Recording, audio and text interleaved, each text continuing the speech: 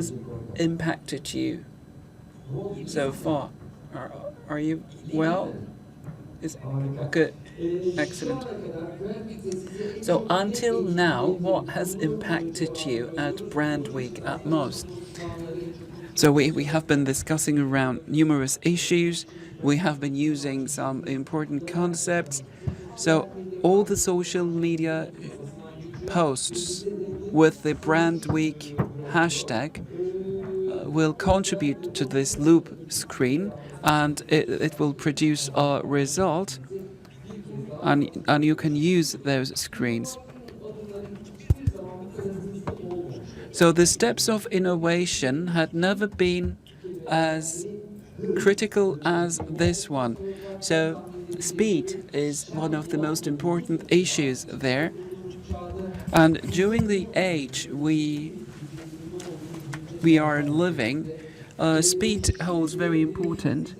Now, as far as this speed is concerned, our next speaker, Shepherd Laughlin, will be offering us an analysis and evaluation of the coming 2017 trends. So please prepare your notepads and pens. So the floor is yours, Shepherd Laughlin. Good morning. It's such an honor to be here at Brand Week Istanbul at the beginning of Creativity Day. My name, like he said, is Shepherd Laughlin. I'm here from J. Walter Thompson worldwide. I'm part of a team called J. Walter Thompson Intelligence, which involves 3 different units, and we think we have quite a unique offering within the advertising world. We are a consumer trend and consumer insight and trend forecasting practice within the agency.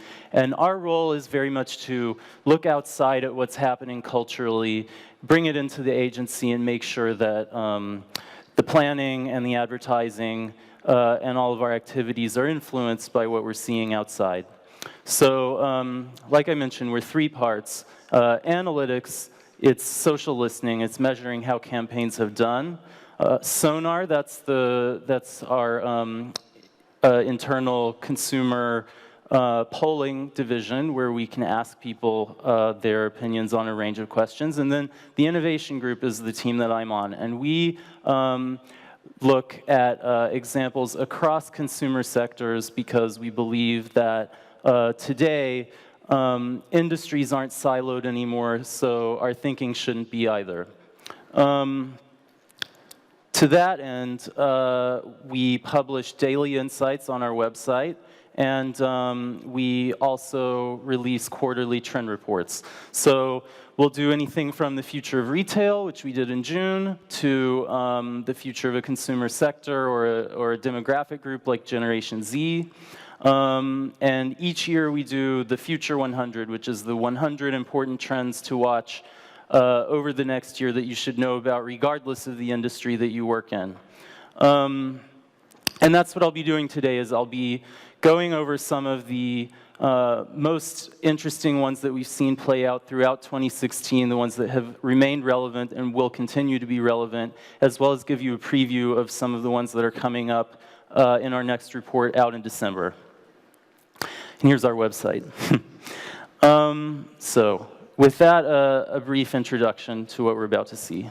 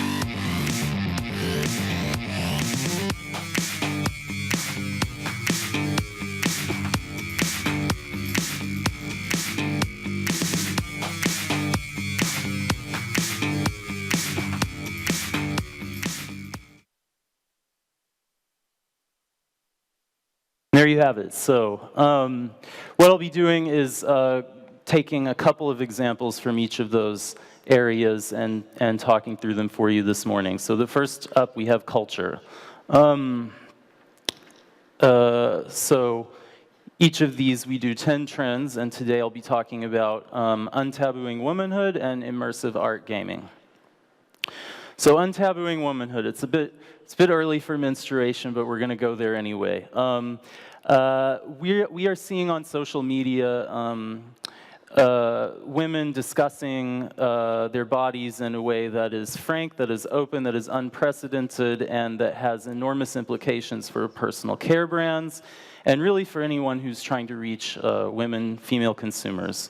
We're seeing new media. This is a magazine out of the UK called Ladybeard, dealing with sex and these formerly taboo topics in a much more open and honest way. We're seeing women growing out their underarm hair, dyeing it, posting images on social media. We're even seeing women's technology. This is Elvie. It's a tracker for Kegel exercises, so it helps women recover after giving birth. We're seeing Thinx, which is a new brand of underwear that is for women who are on their periods. And throughout the subway in New York, there are ads for this brand, and they're very open. And women appreciate, for once, a brand being honest about what women experience. Here's a new tampon brand called Lola, which is packaged in a way that's aspirational, it's beautiful, it's not something women want to hide. And as the year went on, we saw that this, this obviously plays out differently across different markets, but we're seeing it increasingly global. This is the swimmer Fu Yanhui at the Olympics in Rio, who was asked, well, you don't seem to be feeling so well today. What's going on? She said, well, I'm on my period, and it's no excuse, but it's something that we should talk about. And there was an enormous reaction to that, most of it positive, from people in her own country. So that's another example there. Immersive art gaming. Virtual reality art and gaming are converging to offer a new canvas for surreal, immersive visuals. So we've heard a lot about virtual reality. And a lot of it has been about how it can physically take us to another place. But equally important is the ability for it to transport us to a completely imagined reality. So this is Land's End by Us2, released at the end of 2015. And only in recent months, we're seeing new games like Thumper, Res Infinite, and Super Hypercube that are all very much in this surreal, digital utopia type of aesthetic, as opposed to a more documentary approach to virtual reality. So we think this is something everyone needs to be paying attention to. Technology and innovation. The trends I'm going to talk today are the next frontier for Silicon Valley and some new directions we're seeing for fashion and technology. So we've seen Silicon Valley tackle everything from, from the hotel industry with Airbnb to Uber with tech cars and so much more. And increasingly, they're really ramping up their ambitions. And I think a lot of us by now will have heard of Hyperloop. One of the companies developing this, Hyperloop One, has a plan to build them in Eastern Europe, and has also even proposed a connection between Dubai and Abu Dhabi, which is in development now. These are getting closer to market. We're also seeing in New York they're converting the payphones, which people haven't thought about much for years, into the largest, fastest free public Wi-Fi network in the world. Taken together, we see that this really implies a scaling up of Silicon Valley's ambitions into the world of government and public services. And here's a map of what they imagined the one in the UAE to look like. The Hyperloop, that is. As far as fashion and technology, it's been a fascinating year. So at the Metropolitan Museum, the focus of the annual costume show this year was Manus by Machina. It was sponsored by Apple, and it showed a lot of the newest creations from designers who are blending technology and fashion. This one in the image is a personal favorite of mine. It's by a New York City brand called Chromat, and it's the adrenaline dress. So it measures the stress hormones of the wearer and changes based on that. This is very much about ornamentation, but what we can see going forward is that any number of aspects of clothing could be tweaked and synchronized to measurements taken from the body, and we're very excited about that. Travel and hospitality. The two I'm going to focus on today are millennial cruises and social good hospitality. So cruises, at least in the United States, we always tend to think of them as being for older people. There's a formula that you pay for, and you don't have to worry, and all of your meals and everything is provided. It's all inclusive. But for young people who really want everything to be personalized, they want it to be relevant to them, they want it to be something they can share that's unique, that old formula isn't working anymore.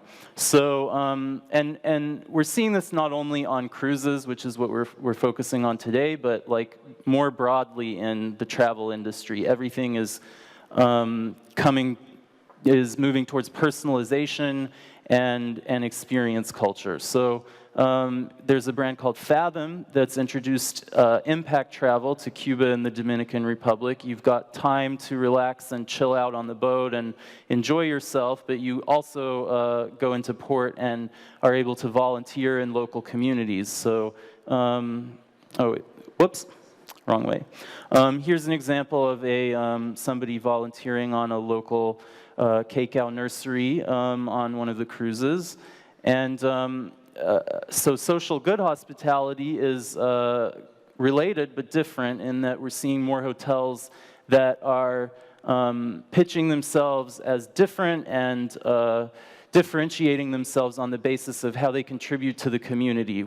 Again, millennials, when they visit a city, they don't want just a superficial experience. They want to have a positive impact where they're going, and this is one way they can do that. So in the picture here is Good Hotel in Amsterdam. It's a pop-up housed in a converted pontoon building that used to be used as a detention center for undocumented migrants. Well, they've taken it over, and they've actually employed long-term unemployed local people in the hotel, and it looks gorgeous on the inside. It's every bit the boutique hotel that you would want if you were a traveler, but it also gives back to the community. And it will be relocating to London soon, so that's going global as well. In health, I want to talk about sound healing and this idea that we're calling healthinism. We like to make up new words in trend forecasting. So sound healing. You've all heard of mindfulness and you've heard of meditation, but a new twist on this is young people gathering for sound baths, which is a group meditation where you focus on the vibrations of tuning forks and singing bowls, and it's a way to kind of tune out the digital world, tune into your own thoughts without being completely surrounded by silence. Young people often now, I mean, our attention is so divided everywhere. Silence can be intimidating sometimes, so this is a way to give people something to focus on while coming back into their minds and being more mindful. We're seeing this in Brooklyn, we're seeing this in Los Angeles, and increasingly overseas as well. Healthinism is one of our favorites. It's obviously health and hedonism combined. And the enormous trend we've seen towards healthy eating and healthy living among millennials doesn't mean that they're also not interested in letting loose and partying and having fun. And there's little that symbolizes this better than the idea that we can have these alcoholic drinks, which are also healthy for us at the same time. We've got here in the picture some special mixers that are made from cold-pressed juice and have all those benefits that those juices have for the health. Even in Dubai, there's a light cocktail menu that uses these types of mixers and ingredients.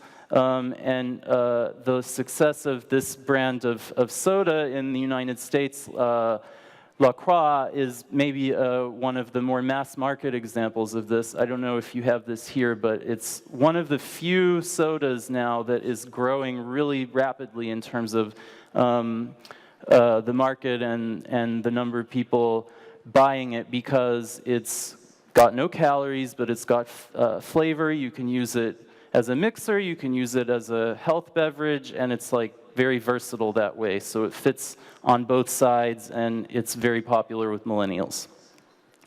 For brands and marketing, we have today social good on steroids and brand and content futures. So this is a statistic from our Sonar research, which is where we ask consumers how they feel about a range of topics, and we did a survey specifically on how they feel about social good and corporate social responsibility. And we found that 88% of the respondents said that brands need to do more good, not just less bad. So it's not about like offsetting a brand's activities with a certain amount of charity. It's about building that very much into the business model and doing that at a big scale that is impressive and stands out. So just a few examples here. Lego has invested $150 million into research on sustainable materials.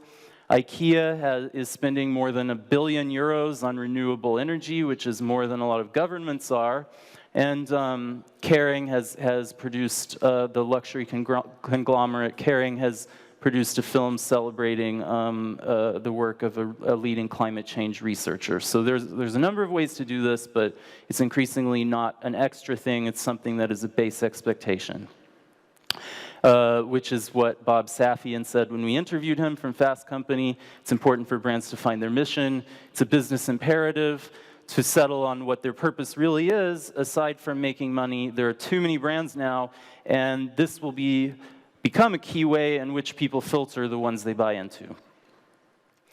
Branded content futures. We all here know, perhaps more than we even want to, about ad blocking, because it's a very disruptive development in our industry. But what we've seen come out of that is that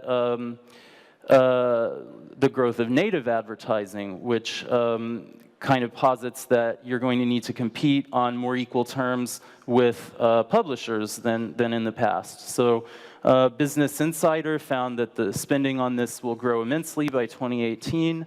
In the Middle East, 69% of marketers say that content marketing is very important to their strategies going forward.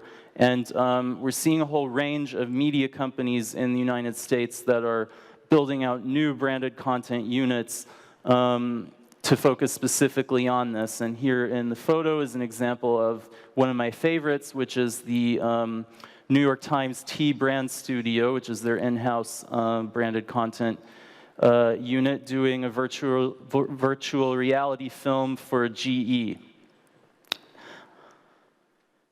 In food and drink today, I'm going to talk briefly about natural junk and byproduct brands. Natural junk, in a way, this is a lot like healthinism, because it's trying to have your cake and eat it too. It's products that are positioned as somehow healthy on one hand, and also indulgent and fun and you know, a bit naughty maybe on the other hand. In August, PepsiCo launched Stubborn, which is a soda that is naturally flavored, uses natural sources of sugar. Hershey, about a year ago, there was a big flurry of brands saying that they were going to be free from GMOs now, and Hershey launched their GMO-free chocolate in February 2016. Here in the picture is a brand in London called The Marshmallowist, where they sell marshmallows that are made and flavored with fruit juice. So we're seeing kind of these contradictory ideas come together in products throughout the food and drink sector. Byproduct brands is interesting. It's selling a product that pitches the fact that it's made from materials that otherwise would have been discarded in traditional ways of making food. So this is a beverage that's made from whey protein that's produced while making yogurt that wouldn't be used in the final product. And not only is it recycled ingredient, so it's more sustainable, but it's full of probiotics and healthy bacteria. So people like that as well. And then there's a brand using leftover water from chickpeas to make this amazing vegan mayonnaise, which has kind of revolutionized the way that people make vegan baked goods because it has such incredible properties. This is new in the past couple of years. No one had thought to do this before. And it's taking off in kitchens, and it's being taken over by brands as well. In retail, we're seeing the world as a shopping interface and also avatar addresses. So as we see the rise of the Internet of Things and smart devices in the home, we're seeing more and more that this is an interface for retail. So it's not just buying on your computer, it's buying through dash buttons, it's buying through Alexa, it's buying through any number of connected devices in the home. Now, anything with an internet connection is potentially a buying platform. So Target has already done a lot to do with this. They did an open house installation recently where they kind of showcased how this might work, as well as how a number of smart devices could work together. So we think this is a really exciting development. The Internet of Things has huge potential for retailers like us, is what John Very, innovation manager at the UK retailer John Lewis, told us. End-to-end retailers who offer electrical goods, supermarket goods, and services like the internet, there's a huge opportunity to connect products directly with service here. Avatar addresses, I think, is really exciting. This is a recognition that right now, e-commerce as we know it leaves out a whole wide segment of humanity, actually. There are a lot of people who don't live at what you might call a fixed address in the way that we're used to thinking of it. This is an estimate from the United Nations. And yet these people do have needs, and they buy consumer goods. So we're seeing more startups spring up to address this problem. How do you deliver to someone who doesn't have a traditional address? Well, more people have smartphones now. So Fetcher is a startup based in Dubai that uses the GPS on smartphones to deliver physical items to shoppers no matter where they might be. And we're seeing this in the United States as well with companies like Ship. In lifestyle, this is the last category today before I go into the preview. New modular living, that's the idea that we're creating smaller and smaller housing, especially in densely populated urban areas, that needs to adapt and be functional. So we're seeing both micro-housing units and new ways of adapting space. So this is by a company called Assembled. It's a prototype right now, but it is a way that you can adapt spaces to do different things based on these motorized kind of units that can transform a space. Right now, they're being used in co-working spaces, which makes sense. You know, you've got desks during the day, you've got events, you know, that you're hosting people in after hours. And going forward, we could see this being used more in residential spaces as well. Grow with you toys, I love. So artificial intelligence, we've all heard a lot about this year. It's become a buzzword, in fact. Sometimes it doesn't even, you know, sometimes it's being used quite out of context. But these children's toys that we're seeing are fascinating because not only are they able to have conversations with children based on artificial intelligence and cloud computing, but they're able to kind of grow along with the child. So this smart dinosaur from a company called Cognitoys actually responds to a child's vocabulary as the child grows and changes and teaches them new things based on their level of education. So I'm going to play a short video of that right now. Is about 250 That's a lot. Beverage. What is 2 plus 2? 4. Awesome job, Grayson. What is the speed of light? The speed of light is 186,000 miles per second. Can you count to 6? 1, 2, 3, 4, 5, 6. Super. Tell me a knock-knock joke.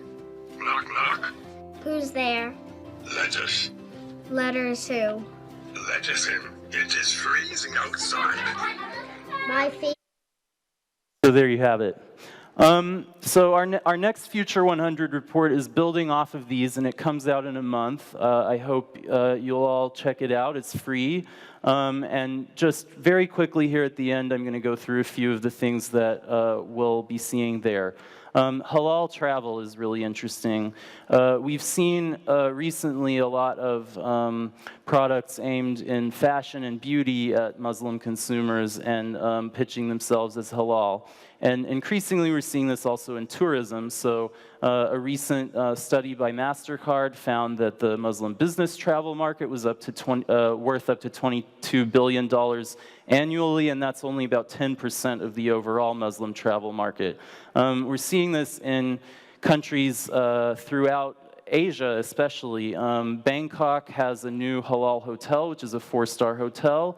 They're opening them in Japan as well. And Taipei and a range of other cities are doing a lot more to make sure that the needs of Muslim tourists are adequately provided for.